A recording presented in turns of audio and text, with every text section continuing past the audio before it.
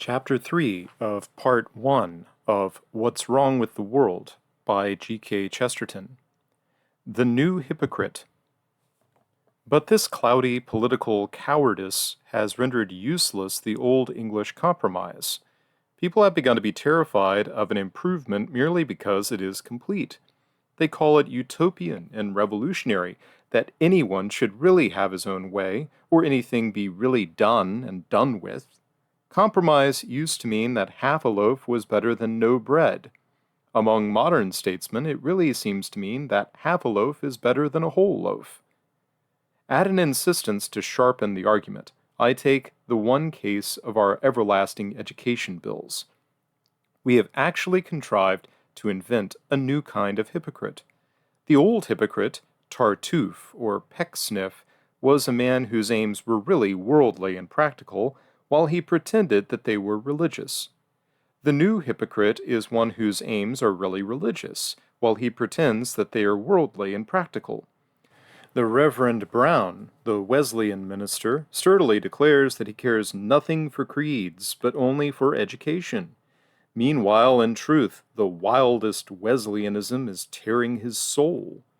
The Reverend Smith of the Church of England explains gracefully, with the Oxford manner, that the only question for him is the prosperity and efficiency of the schools, while in truth all the evil passions of a curate are roaring within him. It is a fight of creeds masquerading as policies. I think these reverend gentlemen do themselves wrong. I think they are more pious than they will admit. Theology is not, as some suppose, expunged as an error. It is merely concealed, like a sin. Dr. Clifford really wants a theological atmosphere as much as Lord Halifax, only it is a different one.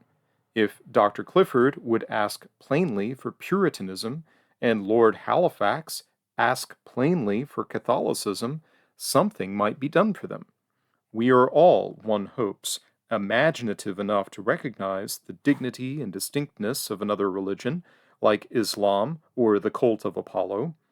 I am quite ready to respect another man's faith, but it is too much to ask that I should respect his doubt, his worldly hesitations and fictions, his political bargain and make-believe. Most nonconformists with an instinct for English history could see something poetic and national about the Archbishop of Canterbury as an Archbishop of Canterbury. It is when he does the rational British statesman that they very justifiably get annoyed. Most Anglicans with an eye for pluck and simplicity could admire Dr. Clifford as a Baptist minister. It is when he says he is simply a citizen that nobody can possibly believe him. But indeed, the case is yet more curious than this. The one argument that used to be urged for our creedless vagueness was that at least it saved us from fanaticism.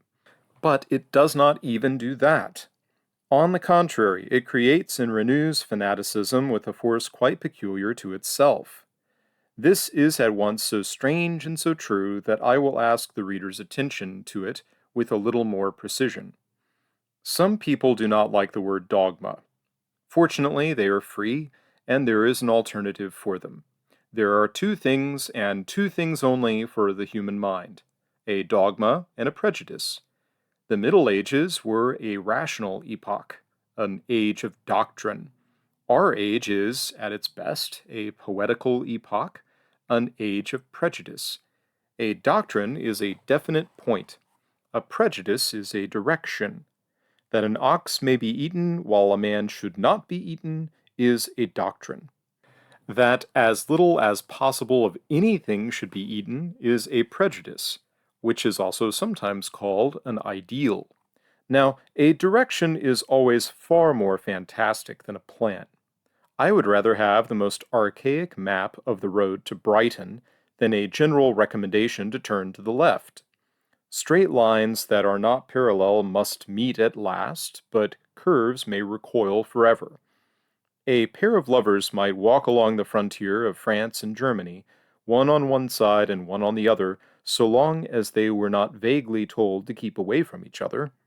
And this is a strictly true parable of the effect of our modern vagueness and losing and separating men as in a mist.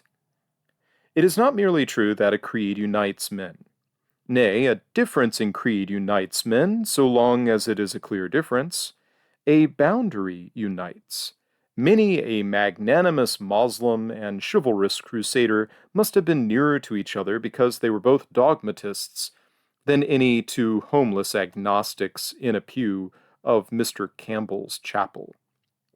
I say God is one, and I say God is one, but also three. That is the beginning of a good, quarrelsome, manly friendship. But our age would turn these creeds into tendencies. It would tell the Trinitarian to follow multiplicity as such because it was his temperament, and he would turn up later with 333 persons in the Trinity. Meanwhile, it would turn the Moslem into a monist, a frightful intellectual fall. It would force that previously healthy person not only to admit that there was one God, but to admit that there was nobody else. When each had, for a long enough period, followed the gleam of his own nose like the dong, they would appear again, the Christian a polytheist, and the Muslim a panegoist, both quite mad and far more unfit to understand each other than before.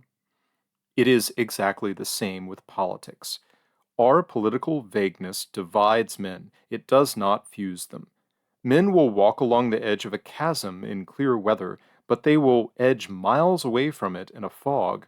So a Tory can walk up to the very edge of socialism if he knows what is socialism.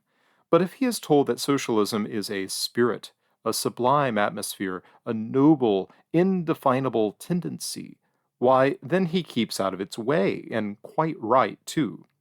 One can meet an assertion with argument, but healthy bigotry is the only way in which one can meet a tendency. I am told that the Japanese method of wrestling consists not in suddenly pressing, but of suddenly giving way. This is one of the many reasons for disliking the Japanese civilization. To use surrender as a weapon is the very worst spirit of the East. But certainly there is no force so hard to fight as the force which it is easy to conquer, the force that always yields and then returns.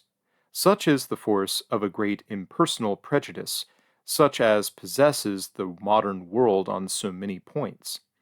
Against this there is no weapon at all except a rigid and steely sanity, a resolution not to listen to fads and not to be infected by diseases.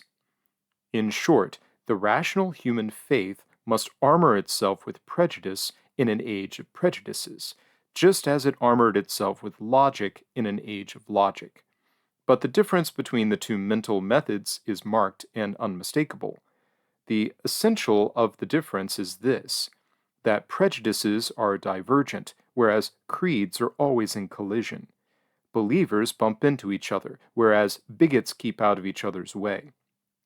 A creed is a collective thing, and even its sins are associable. A prejudice is a private thing, and even its tolerance is misanthropic. So it is with our existing divisions. They keep out of each other's way. The Tory paper and the Radical paper do not answer each other. They ignore each other. Genuine controversy, fair cut and thrust before a common audience, has become in our special epoch very rare. For the sincere controversialist is above all things a good listener. The really burning enthusiast never interrupts. He listens to the enemy's arguments as eagerly as a spy would listen to the enemy's arrangements. But if you attempt an actual argument with a modern paper of opposite politics, you will find that no medium is admitted between violence and evasion. You will have no answer except slanging or silence. A modern editor must not have that eager ear that goes with the honest tongue. He may be deaf and silent, and that is called dignity, or he may be deaf and noisy, and that is called slashing journalism. In neither case is there any controversy, for the whole object of modern party combatants is to charge out of earshot. The only logical cure for all this is the assertion of a human ideal. In dealing with this, I will try to be as little transcendental as is consistent with reason. It is enough to say that unless we have some doctrine of a divine man, all abuses may be excused, since evolution may turn them into uses. It will be easy for the scientific plutocrat to maintain that humanity will adapt itself to any conditions which we now consider evil. The old tyrants invoked the past. The new tyrants will invoke the future. Evolution has produced the snail and the owl. Evolution can produce a workman who wants no more space than a snail and no more light than an owl. The employer need not mind sending a Kaffir to work underground. He will soon become an underground animal, like a mole. He need not mind sending a diver to hold his breath in the deep seas. He will soon be a deep sea animal. Men need not trouble to alter conditions. Conditions will so soon alter men. The head can be beaten small enough to fit the hat. Do not knock the fetters off the slave. Knock the slave until he forgets the fetters. To all this plausible modern argument for oppression, the only adequate answer is that there is a permanent human ideal that must not be either confused or destroyed. The most important man on earth is the perfect man who is not there. The Christian religion has specially uttered the ultimate sanity of man, says Scripture, who shall judge the incarnate and human truth. Our lives and laws are not judged by divine superiority, but simply by human perfection. It is man, says Aristotle, who is the measure. It is the Son of Man, says Scripture, who shall judge the quick and the dead. Doctrine, therefore, does not cause dissensions. Rather, a doctrine alone can cure our dissensions.